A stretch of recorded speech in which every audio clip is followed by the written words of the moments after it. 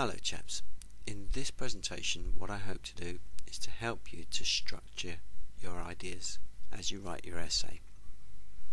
I've already mentioned to you before that it's a comparison essay that you have to do, and the metaphor I'd suggest is to think of it as a tennis match where you bounce from one poem to the other.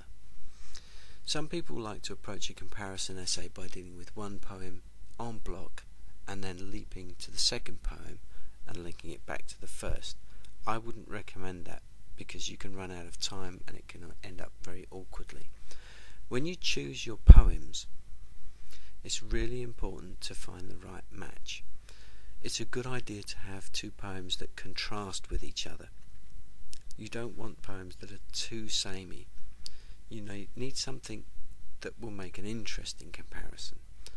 But you will need a certain amount of common ground. The question will direct you towards two poems that share some similar traits.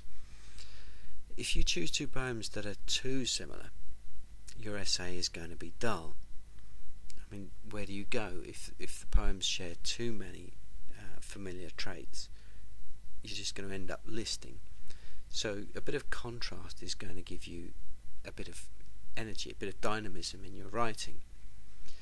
If they're too wildly diverse and have nothing in common, then it's going to be very difficult to make a match.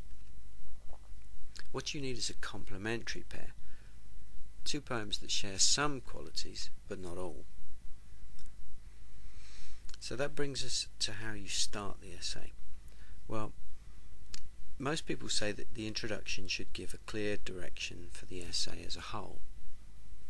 I'm not too sure that you need to go routinely stating what you plan to do, because that can actually be quite dull. But it does need to open a door.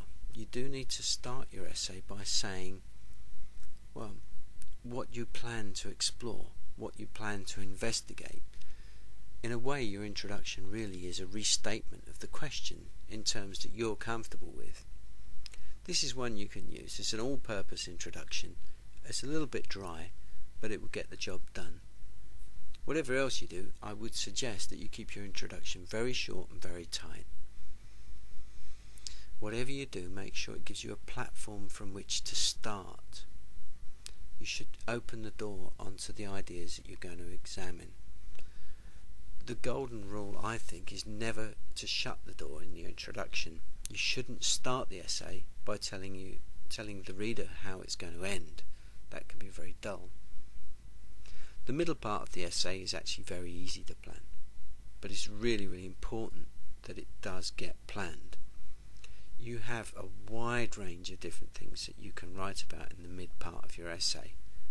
All you need is two columns, one for poem A, one for poem B, and then you've got anywhere up to 10 or 15 different aspects of poetry that I've taught you about in the last 3 months.